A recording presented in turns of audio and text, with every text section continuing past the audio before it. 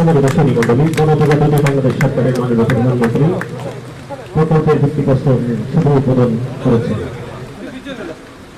আলহামদুলিল্লাহি রাব্বিল আলামিন ওয়াল আকিবাতু লিল মুত্তাকিন ওয়াসসালাতু ওয়াসসালামু আলা সাইয়্যিদিল মুরসালিন ওয়া আলা আলিহি ওয়া আসহাবিহি আজমাইন।